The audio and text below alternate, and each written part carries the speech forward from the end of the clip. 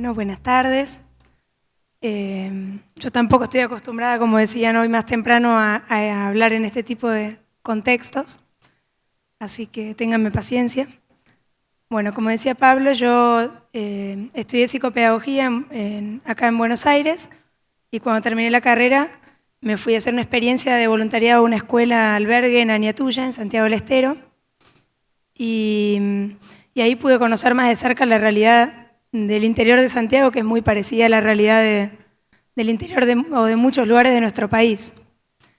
Conocí la falta de agua, conocí los problemas del sistema de salud, los problemas del sistema educativo, muchos chicos que tenían chagas, otras enfermedades curables y que ni siquiera sabían que tenían esas enfermedades. Y bueno, fui entrando un poco en esta realidad y compartiendo, conviviendo con las necesidades de la gente. Al principio por lo menos lo que a mí me pasó en esta realidad fue que uno intenta resolver todos los problemas con los que se encuentra. Entonces me encontraba con chicos que no iban a la escuela porque no tenían zapatos y bueno, uno les compra los zapatos. Y así uno va resolviendo, no sé, problemas habitacionales. Al principio iba como consiguiendo todos los recursos para resolver los problemas de la gente. Una vez me acuerdo que estaba dando un taller de alfabetización y una de mis alumnas que tenía 15 años me esperó a la salida para decirme que hace una semana que sus hermanitos no tenían nada para comer y me decía, nosotros los grandes aguantamos, pero los chiquitos no aguantan. Entonces, bueno, en ese caso uno va al mercado del barrio y le compras para que tengan para comer.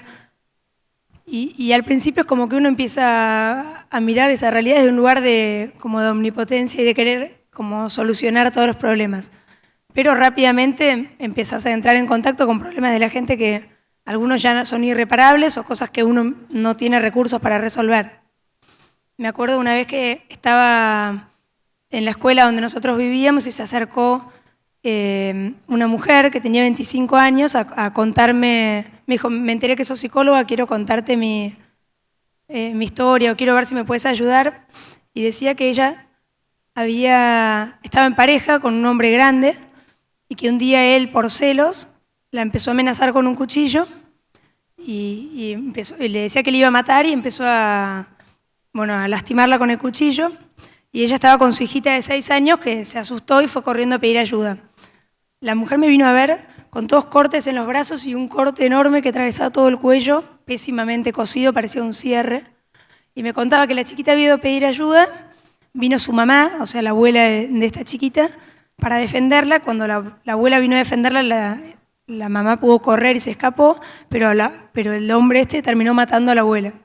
O sea que ella venía con el problema de su marido preso, su madre muerta y la chiquita sumamente traumada por la situación que había vivido. Y en esos casos uno se da cuenta de que en realidad mucho para hacer no hay. O sea, yo aprendí en el tiempo que lo más importante que podía hacer viviendo en Aniatuya era estar para la gente y acompañar a la gente y escuchar, que a veces es lo más difícil, porque es más fácil resolverle el problema que tratar de contener las situaciones que uno no puede resolver. Así que fui aprendiendo con el tiempo que lo más importante que podía hacer estando en Aniatuya era escuchar a la gente y era acercarme y hacerlos sentir que eran importantes y que por lo menos para alguien su problema era válido y bueno, que estaba uno ahí para acompañar, aunque no fuera para resolver. Después de esa primera experiencia volví a Buenos Aires y bueno, me junté con mis amigos, con mis familiares y decidimos armar lo que hoy es Haciendo Camino. Al principio la idea era ayudar de alguna forma a la realidad de las familias que yo había conocido en Santiago, pero en cuanto decidimos empezar con este proyecto, yo dije, yo quiero vivir en Aniatuya porque, por eso el título de la charla desde lejos no se ve. Uno por ahí desde Buenos Aires está muy lejos de la problemática, de la realidad, de las necesidades de la gente como para entender verdaderamente cuáles son los problemas y cuáles son las soluciones. Entonces yo dije, yo quiero volver, en el 2009 volví a vivir a Aniatuya con la idea de estar cerca y de entender la complejidad del problema para pensar las soluciones cerca de la gente y no desde lejos. Y bueno, me encontré con esta complejidad de los problemas que por ahí uno piensa, no sé, ¿por qué tienen tantos hijos? Yo siempre cuento una anécdota de una vez que estaba dando una charla de a mujeres sobre el autoconocimiento de la fertilidad y de cómo poder evitar los embarazos, qué sé yo. Y entra una mamá con una bebita alzada que era su octava hija. La saludo, bueno, ¿cómo estás, Moni? ¿Cómo se llama? Me mostró la bebita y le digo, ¿y quién es el padre? No, ella no tiene papá, me dijo. Bueno, listo. Empezó la charla y cuando terminó la charla se acerca y me dice, ella sí tiene papá. Yo no sabía que teniendo relaciones me quedaba embarazada. Yo te dije que no tenía papá porque no vivo con ningún hombre, pero ahora que te escuché, sí sé quién es el papá y me dijo quién era el papá. Y era la octava hija. Créanme que no tuvo ningún hijo, ninguna hija más, todavía está en contacto con nosotros esa señora. Y a veces uno desde acá piensa, bueno, hay que dar anticonceptivos o hay que, no sé, pensamos que la solución del problema es una y en realidad no conocemos verdaderamente el problema. Lo mismo pasa con la educación, como con esto de la solución a todo es la educación y en realidad para educar nos falta primero que los chicos lleguen a la escuela, porque por ahí la calidad educativa no alcanza si hay chicos que, los chicos más críticos no tienen documento, entonces no van a la escuela, no tienen zapatos, entonces no llegan a la escuela o no tienen luz para estudiar en su casa o su mamá es analfabeta y no los puede ayudar. Entonces como el problema es mucho más complejo de lo que desde lejos parece. Cuando empezamos trabajando para un hogar de niños que tenía varias necesidades y dijimos, bueno, empecemos a juntar donaciones y las traemos de Buenos Aires a Santiago.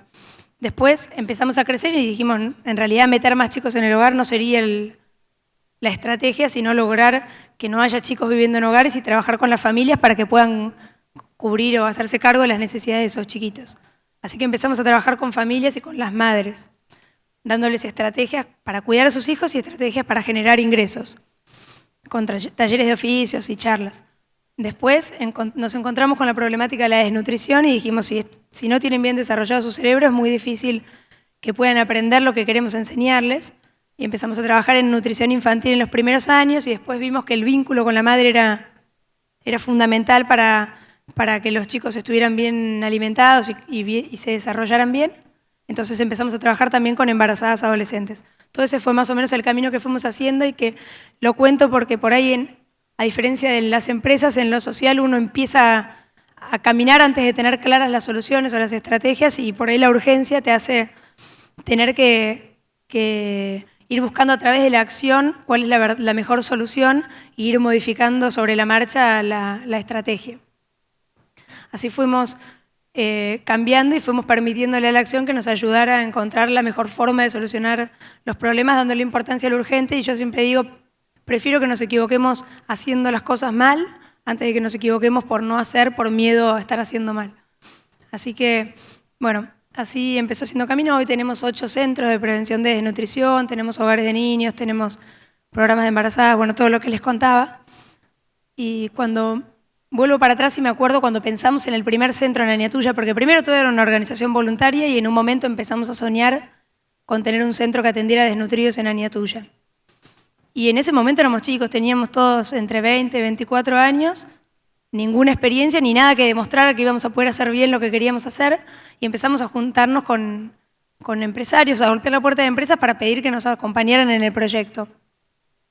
Y nosotros estábamos plenamente convencidos y eso que era imposible, nosotros trabajábamos como que era posible y convencidos de que lo íbamos a lograr. Creo que ese convencimiento hizo que la gente nos creyera y también por ahí la coherencia entre lo que decíamos y lo que hacíamos. No es que yo venía desde mi casa en Recoleta a pedirle a un empresario que comprometiera sus recursos, sino que habiendo puesto todos mis recursos para lograr este objetivo, les pedía que nos dieran algo para poder seguir adelante. Y creo que esa coherencia es lo que muchas veces genera confianza y que hace que la gente te crea. Creo que eso es la base del crecimiento de Haciendo Camino, que fuimos coherentes en lo que dijimos y en lo que hicimos y en cómo lo vivimos, y eso hace que la gente nos crea. Ahora voy a decir algo que no va a caer bien, y es que en la coherencia y la confianza también en las empresas. Yo escucho mucho hablar de cuidar las próximas generaciones y me cuesta creer en las empresas que quieren cuidar las próximas generaciones y no quieren cuidar estas generaciones. Digo, tenemos un montón de chicos que no tienen para comer. Perdón, me van a retar de Urban. Tenemos un montón de chicos en estas generaciones que no tienen agua potable, que no tienen para comer, que no tienen para vestirse. Me parece bárbaro que pensemos en las próximas generaciones, pero no nos olvidemos de estas generaciones que estamos perdiendo ahora, pensando por ahí más adelante. Y bueno, hablando un poco de estas generaciones, hubo un caso puntual en el centro de Aniatuya que a nosotros nos movilizó mucho, que fue la primera chiquita que murió en nuestro centro, y era una chiquita que tenía 3 meses, pesaba 2 kilos, y nos avisa el hospital de su caso y vamos a visitar a la familia. Y la mamá me contaba que estaba preparando la leche como le habían indicado, que era 3 cucharadas de leche en la mamadera de agua. Cuando le pido que me muestre la leche que le ponía la mamadera de agua era leche líquida, no leche en polvo. Con lo cual estaba dando casi agua sola y seguramente agua no potable encima. Entonces, bueno, nosotros ahí hablamos en el centro, tenemos que seguir este caso de cerca, la madre no entiende bien y la chiquita está en riesgo, pero a las 2 semanas murió esa bebita de una neumonía. Y fue tremendo para todos nosotros porque lo habíamos visto y habíamos visto que su mamá, incluso me decía la mamá que no la bañaba porque hacía frío y nunca la había bañado. O sea, tenía 3 meses y nunca la había bañado porque hacía frío. Y nosotros ese día la bañábamos todo, pero se nos fue de las manos y nos planteamos en el equipo del centro, como no nos puede estar pasando esto, no nos puede volver a pasar esto. Y había gente de afuera que nos decía, bueno, pero no es culpa de ustedes, no es responsabilidad de ustedes lo que pasó, y realmente creo que no es culpa nuestra, ni mía, ni de nadie, que haya chicos desnutridos, ni que haya chicos que todavía hoy pasen hambre en este país que produce tantos alimentos, pero sí creo que los que podemos, más allá de que no sea nuestra responsabilidad, o por lo menos nosotros en Haciendo Camino queremos hacernos cargo aunque no sea nuestra responsabilidad y queremos asumir este compromiso aunque no sea nuestra culpa o aunque no sea nuestra responsabilidad, porque sabemos que podemos modificar de alguna manera la realidad de estas familias. Y en ese momento de la crisis, eso fue lo que yo le decía al equipo, bueno, más allá de que esta chiquita se nos haya ido de las manos, asumamos este compromiso de seguir de cerca cada uno de los casos que vuelvan a pasar por nuestro centro y que no nos vuelva a pasar esto, y asumamos la responsabilidad y el compromiso como si realmente fuera nuestra responsabilidad, aunque no lo sea. Y bueno, y así seguimos trabajando, y creo que algo que nos falta a nivel institución, a nivel empresas, a nivel sociedad y a nivel país, es lo que hablaban hace un ratito en el panel de lograr que nos duela el dolor ajeno y lograr que nos preocupe la preocupación o el sufrimiento del otro, aunque no lo conozcamos. Yo siempre digo que cuando abríamos el centro de Monte Quemado, yo me instalé en una casita muy precaria.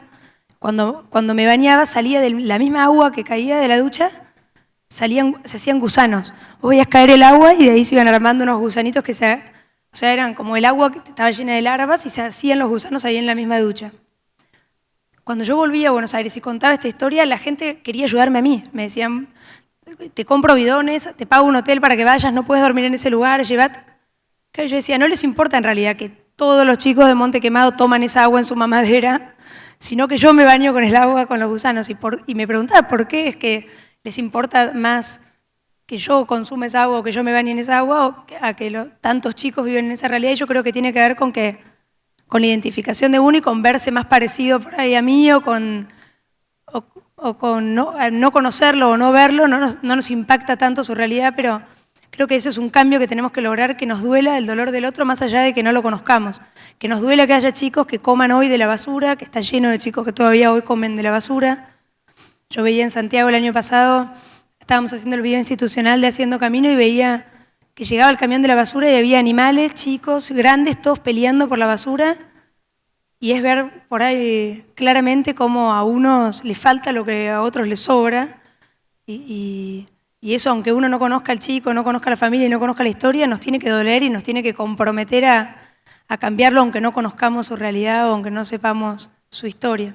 Es más fácil cuando uno cuenta una historia que la gente quiere ayudar a ese chiquito, pero cuando uno no le pone cara, no le pone historia, no le pone nombre, es difícil comprometerse. Y creo que hoy en nuestro país, que está tan dividido en grupos, tenemos que entender que estos problemas, que los problemas del hambre, que los problemas de la desnutrición y de la pobreza no son problemas de ellos, sino que son problemas de nosotros, que somos todos parte del mismo país, y que si queremos ver un cambio en el país y tanto nos quejamos de lo mal que está el país, para que cambie el país los que tenemos que cambiar somos nosotros, y cuando cambiemos nosotros va a cambiar el país y vamos a tener el país que tanto queremos. Nada más.